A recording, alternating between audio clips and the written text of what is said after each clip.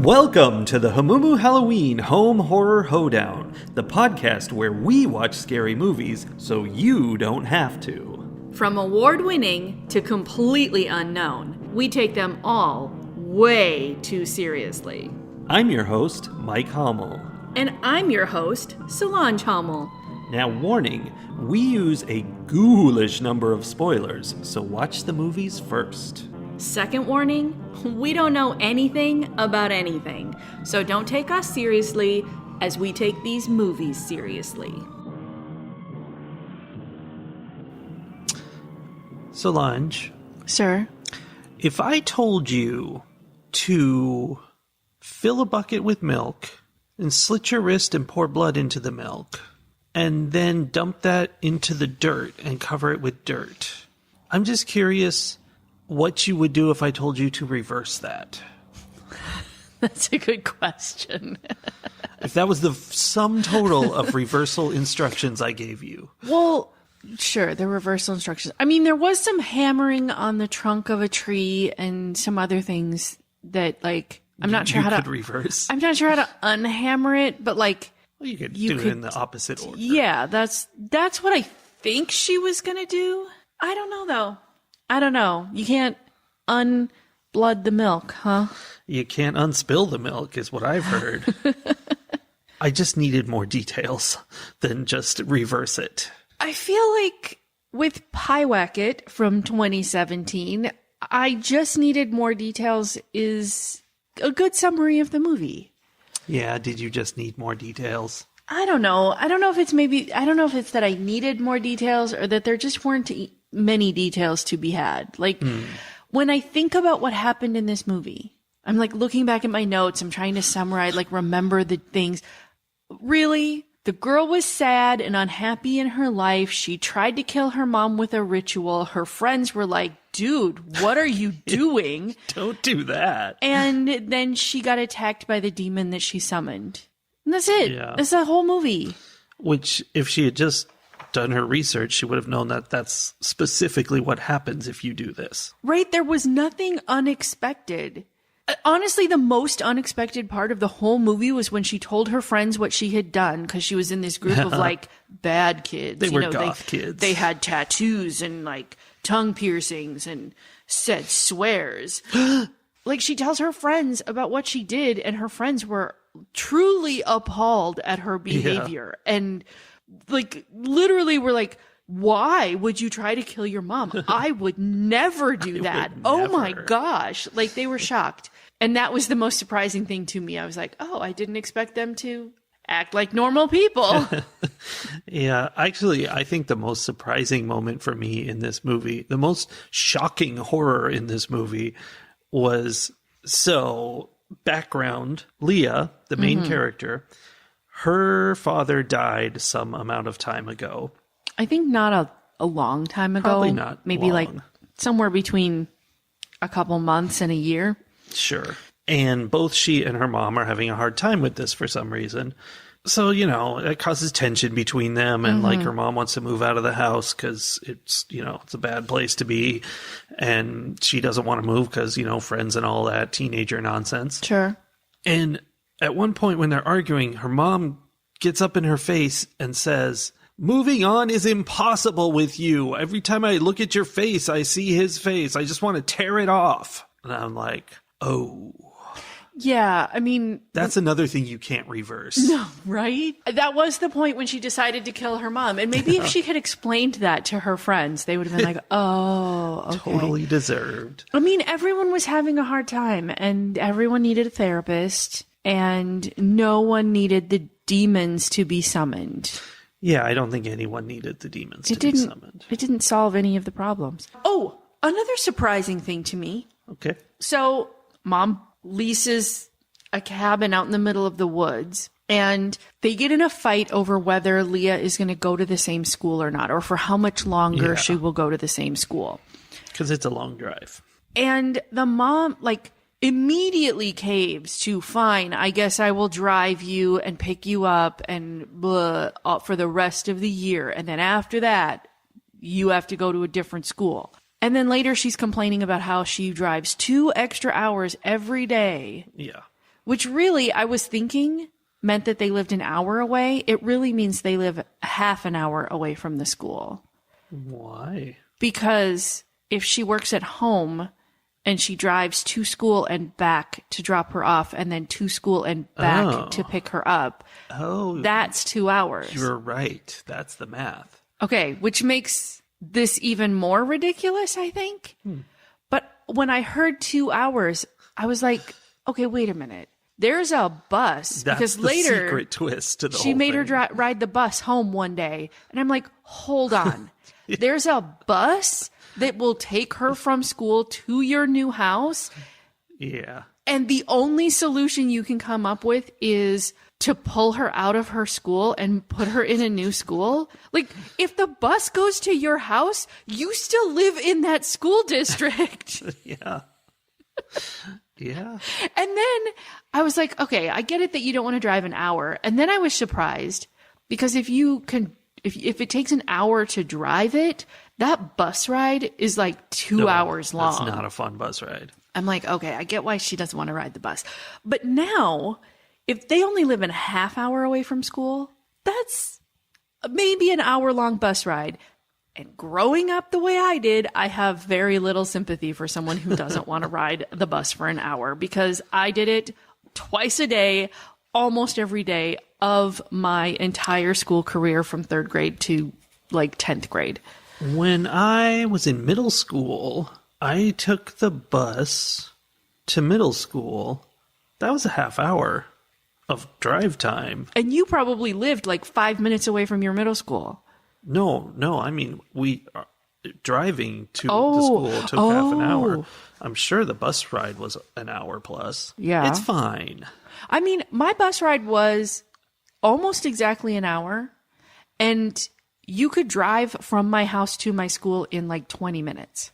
Because, I was stopping and starting in the very, like driving all over the place. Well, yeah, they have to go to everybody's little area, and that's a pain. So I don't understand anything about the whole, like, we need to move you to a different school. I have to drive excessively every day. Like, all of these problems had a solution in the form of a school bus. That feels like they started with the problem of, changing schools, drama about that. And then later they had to have the mom not be able to pick her up from school for unrelated reasons. And they're like, what are we going to do? Oh, she can take the bus that day. Yeah. They didn't connect it up. No.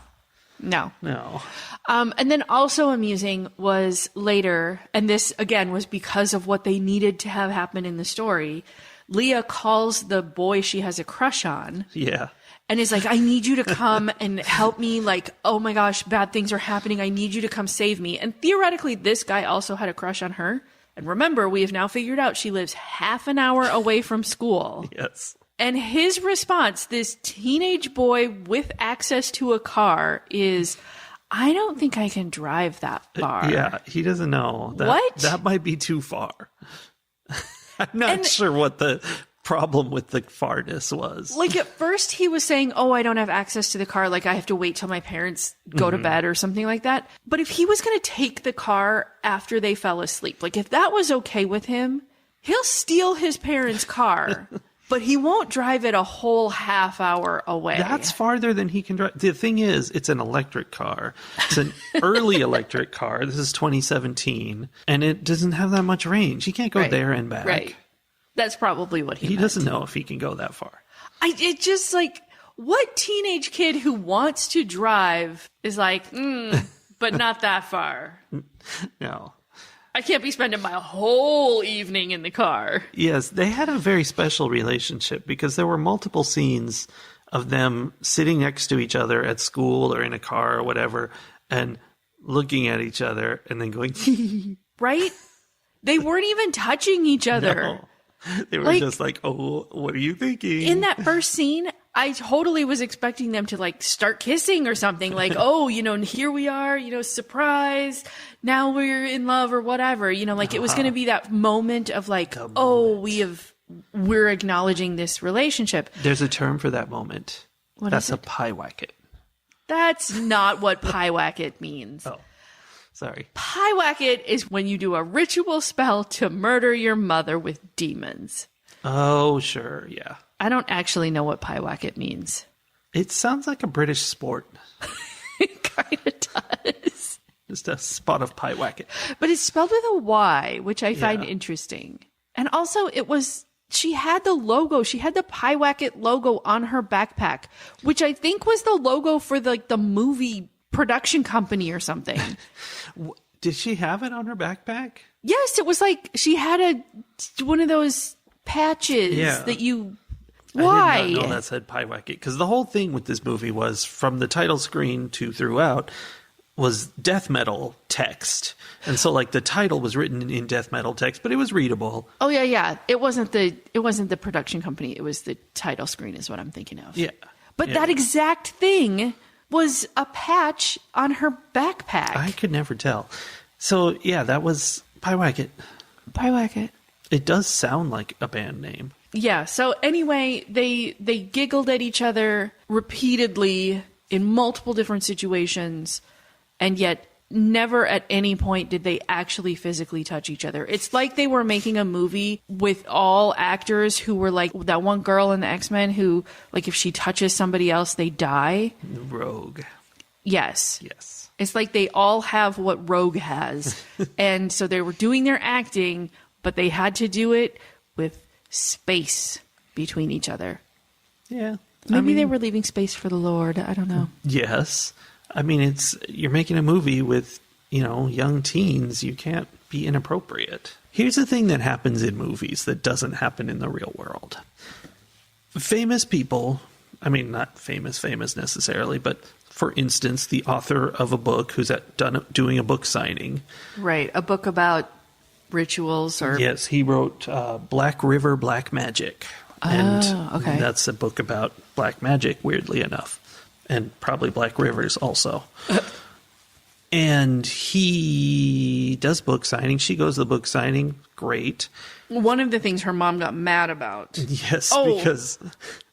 Wait, it wasn't that she went to the book signing, because I thought she was going to be mad about going to like a Satanistic book signing, Yeah. but no, it wasn't that. It was that they sat out in the car and looked at each other and giggled for a Too long long. time, apparently. Yes, she didn't get home quick enough from the book signing.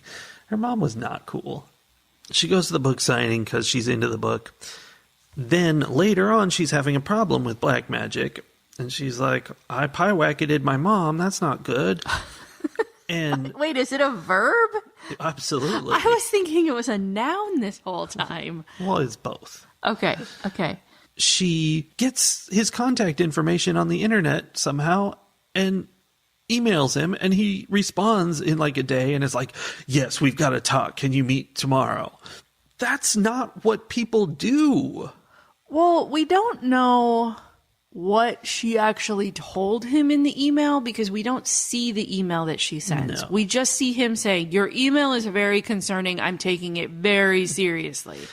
So maybe she like described what she had done out of his book and was like, so now maybe my mom's going to die? I don't know. Maybe. And since he believes in this stuff because he knows it's true because he wrote a book about it. Mm-hmm. I just think that's not how that works. No. If I write to an author, they're like, yeah, talk to your local priest about that because that's none of my problem.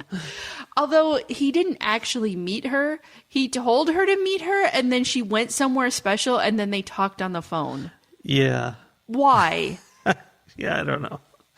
That's true. It was a phone call. It was like they had plans for him to meet her in person at that place, and then at the last minute, that actor was like, oh, no, I'm not coming. I'll call. Like, I'll record my lines, but I'm not actually showing up in person. So in the end of the movie, this guy has told her to reverse her ritual, and she makes like the vaguest attempt at that, but really just gives up 2 seconds into it, I guess. I don't even know why. I think it's because she couldn't figure out what reversing it means, because it doesn't make any sense. Right.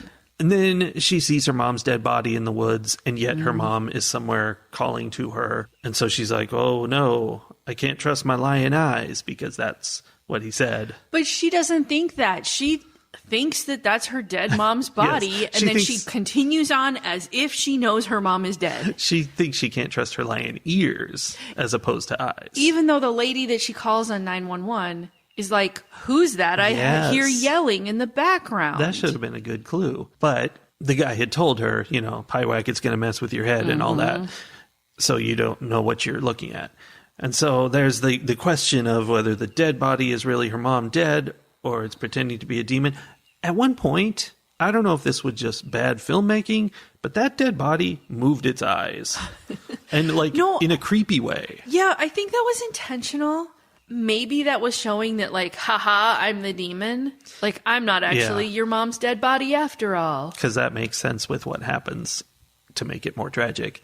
Yes. But anyway, she runs off and she's I guess really convinced that the one that's talking to her is the demon. And so she goes after that one and then that one acts weird like a demon and is very mean to her. I mean, yes, but also her mom told her she wanted to erase her face earlier. That's true. So yeah, her mom's kind of terrible. She did apologize for that though. But in the end, her mom goes to bed and she pours lighter fluid all over her and sets her on fire. Yes. You do. No, not lighter fluid. She siphons all the gas out of her mom's right. car. Yeah. And then lights her mom on fire and watches her burn. And then there's a scene where she's in the police station and they're playing the 911 call where the 911 lady is like, wait, but I hear someone calling your name. Yeah. And they're like, there was no body in the woods. There was only ashes in your mom's bedroom. Was that your mom? Yeah. I mean, obviously. And you left out a key moment there, though. After she burns her mom, she goes outside and gets in the car and drives away. No, what's his face decides apparently, after all, to drive a whole half hour away from his own house and comes to pick her up. I was going to say, because there's an issue with the gas. Yes, no, he comes to pick her up.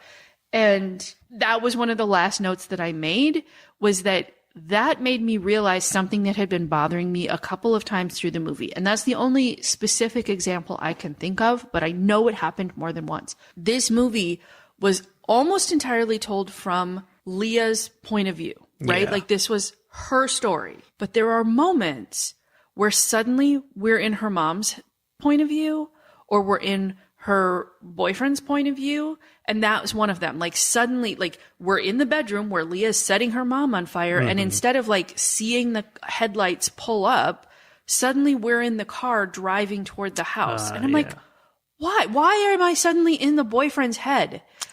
Good question. And it made me realize that while head hopping is something that bothers me when I read, I'm almost never, I've never ever in my life before had the thought, there's too much head hopping in this movie. Huh. I'm annoyed by the POV changes. I mean, yeah, in general movie making, they'll just show whoever doing whatever. Right? They don't necessarily focus on one unless it's really important. Or right, there's an artistic choice of we're only going to show you the things that this one character can see.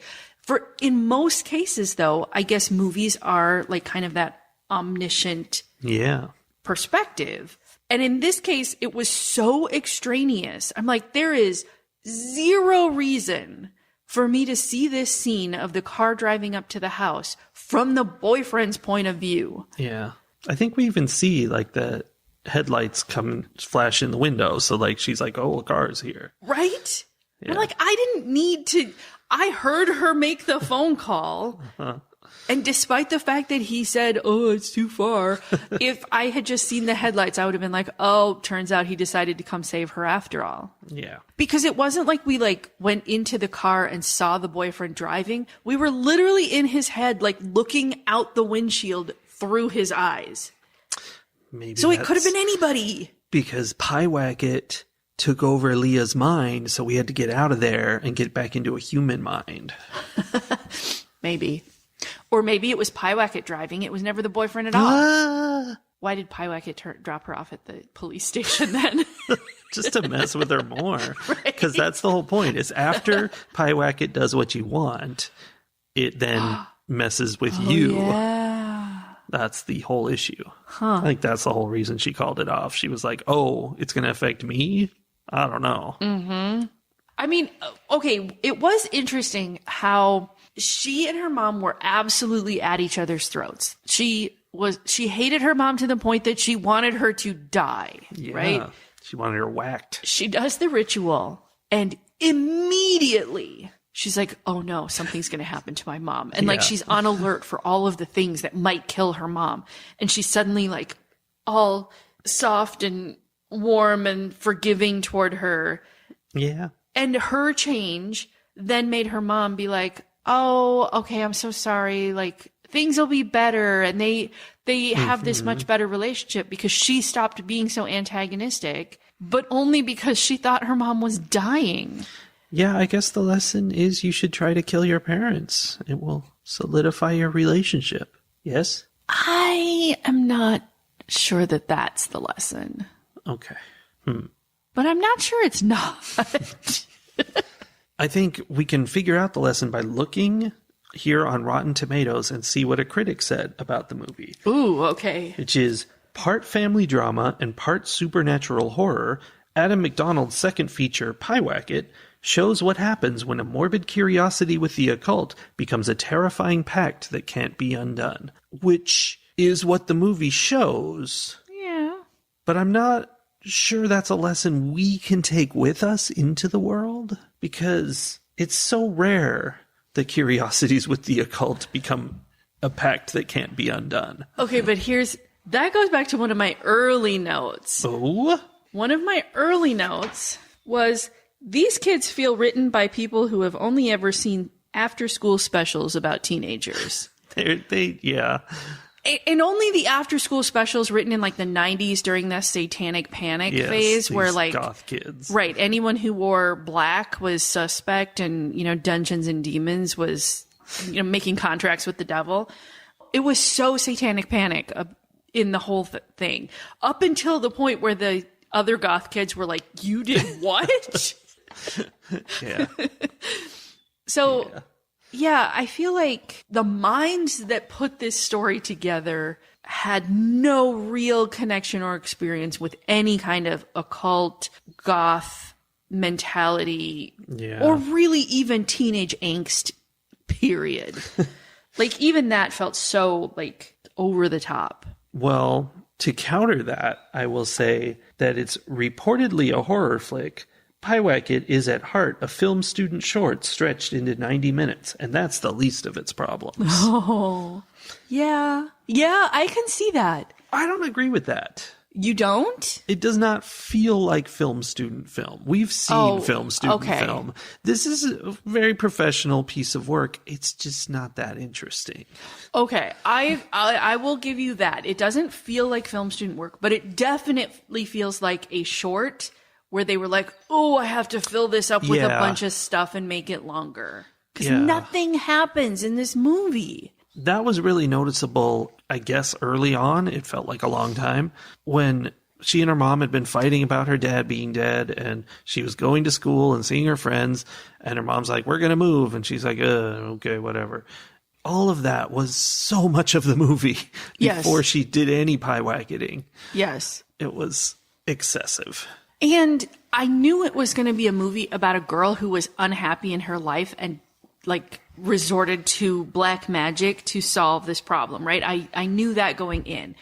And then there was so much of her being at school and like hanging out with her bestie and having a little crush and like so much of her life. I was like, this is a happy teenager. Yeah, she's a perfectly normal, well-adjusted, happy teenager. And then she gets home and suddenly she's an entirely different person. Yeah. And she did, like, I don't know, it's like she took the things her mom was forcing her to do really well, actually. Like, her mom's like, we're going to move out to this stupid cabin in the woods. And she's like, all right. And stuff like that. Okay, every time her mom demanded that she do something, like she would start to stomp upstairs and her mom would be like, get back down here. And she would turn around and do it. Immediately. Yes. I totally noticed that. Or later, there was something about how she was walking away from her mom and her mom was like, look at me or something like that. And she turned around and I was like, Again, this person had never actually been in close proximity to an actual teenager. Yes, they they're had scary. only seen like Hallmark Channel teenagers where their rebellion is like saying crap and looking at a boy They wouldn't do with that. both eyes. I mean that they're looking with both eyes instead of just like a one little side eye. Not that it's a boy who has both of his eyes. Oh, okay. I get it then. But yeah, the naughtiness of these like goth kids was very, very mellow. Something I would have expected from like, I don't know, the 50s, Yeah. not 2017.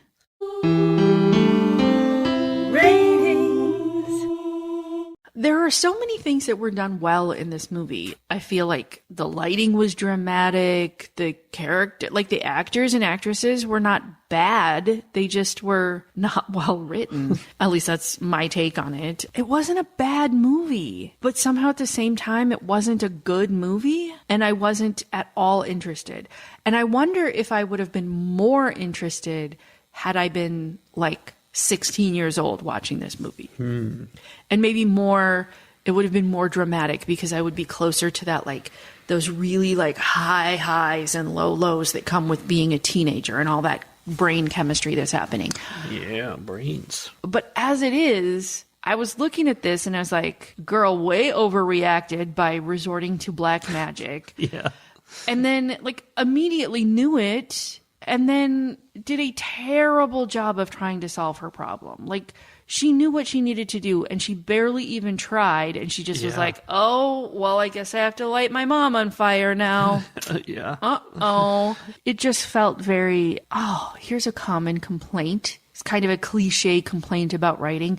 It feels very much like things are just happening to the characters in this movie. And they don't have any like autonomy or decision making in the situation. Things just keep happening to Leah. Yeah. Which I suppose is sort of appropriate It's the for life of a teenagers. teenager. They always feel like things are just happening to them, but I don't know. Somehow it didn't catch the nuance and the intensity of that aspect of being a teenager. And I will say, like, while we were watching this, I found myself suddenly realizing I had not been paying any attention whatsoever. Bad reviewer. Several times. And that doesn't happen a lot. And to me, that's generally a sign that the movie was lacking something. Yeah.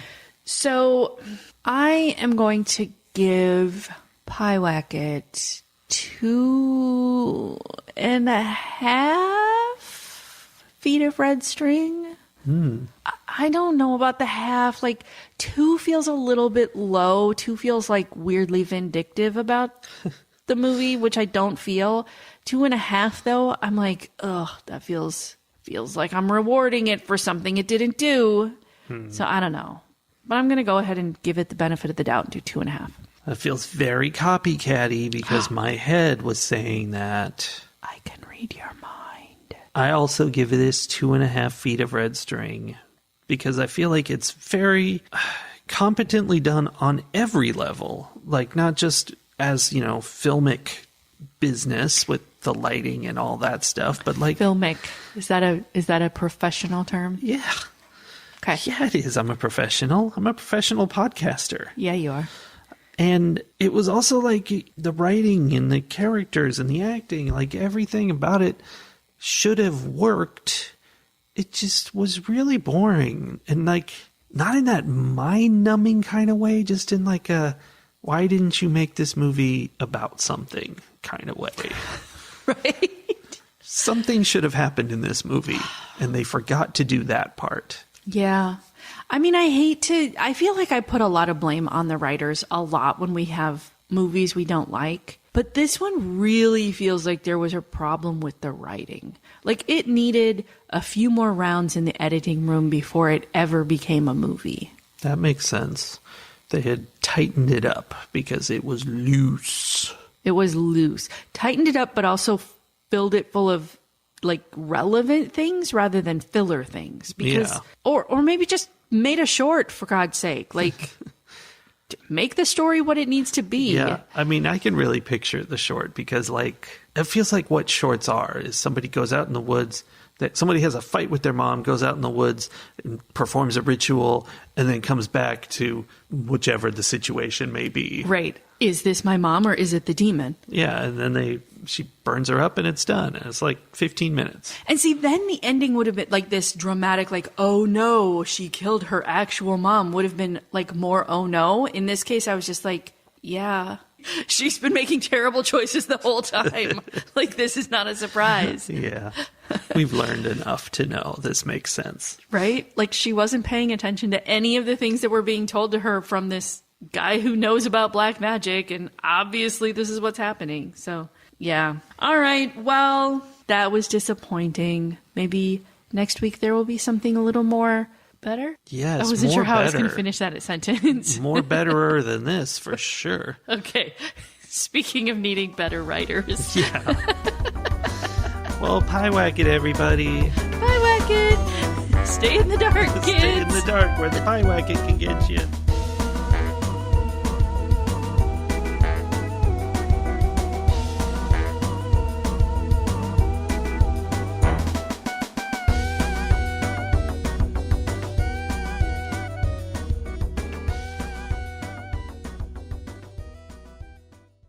Oh, okay. To foodie break.